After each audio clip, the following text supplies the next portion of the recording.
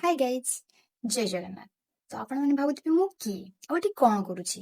ତ ମୁଁ ହେଉଛି ଲକ୍ଷ୍ମୀ ପ୍ରିୟା, ଯାହା ଜୀବନରେ କି ବହୁତ ସାରା ସ୍ୱପ୍ନ ଅଛି। ତ ସେ ସ୍ୱପ୍ନ ମଧ୍ୟରୁ ଗୋଟାଏ ସ୍ୱପ୍ନ ହେଉଛି ୟୁଟ୍ୟୁବର ହବାର ସ୍ୱପ୍ନ।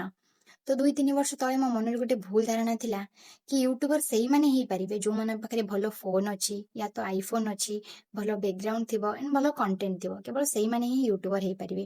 ତ ଏଇସବୁ ଧାରଣା ମୋ ମନ ଭିତରେ ଥିଲା।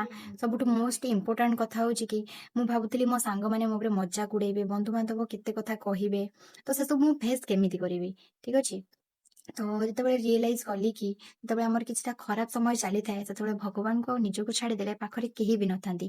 ସମସ୍ତେ ଛିଡା ହବାର ଅଭିନୟ ମଧ୍ୟ କରନ୍ତି, ସାନ୍ତ୍ୱନା ମଧ୍ୟ ଦେଇଥାନ୍ତି, ହେଲେ ପରିଶେଷରେ ନିଜେ କେବଳ ନିଜକୁ ହିଁ ଖୋଜି ପାଇବ। ତ ଏଇସବୁ ଭାବି ମୋ ପାଖରେ ଯାହା ବି ଅଛି ମୁଁ ସେଇଥିରୁ ମୋର ୟୁଟ୍ୟୁବ ଷ୍ଟାର୍ଟଅପ୍ କରିଛି ଏବଂ ଭିଡିଓ ବି ପକଉଛି। ଠିକ ଅଛି। ତ ଆପଣମାନଙ୍କର ସପୋର୍ଟ ମତେ ନିହାତି ଦରକାର।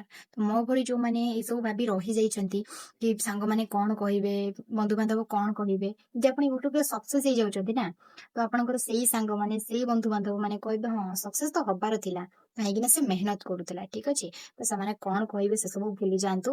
ଆପଣ ଆପଣଙ୍କର ଭିଡିଓ ପକାନ୍ତୁ, ଆପଣ ଆପଣଙ୍କର କଣ୍ଟେଣ୍ଟ ବନାନ୍ତୁ। ଠିକ ଅଛି। ତ ଆଶା କରୁଛି এই ଭିଡିଓଟି ଆପଣଙ୍କୁ ଭଲ ଲାଗିଥିବ। ଯଦି ଭଲ ଲାଗିଥିବ make sure like and comment କରିବେ ଏଣ୍ଡ ଚ୍ୟାନେଲକୁ ସବସ୍କ୍ରାଇବ କରିଦେବେ। ବେଲ୍ ଆଇକନକୁ ପ୍ରେସ୍ କରିବାକୁ ଭୁଲିବେନି, ଯାହା ଫଳରେ କି ମୁଁ ଯାହା ବି ଭିଡିଓ ପକେଇବି ଆପଣଙ୍କ ପାଖରେ ଫାଷ୍ଟ ପହଞ୍ଚିବ। ରହିଲି, ଥ୍ୟାଙ୍କ ୟୁ।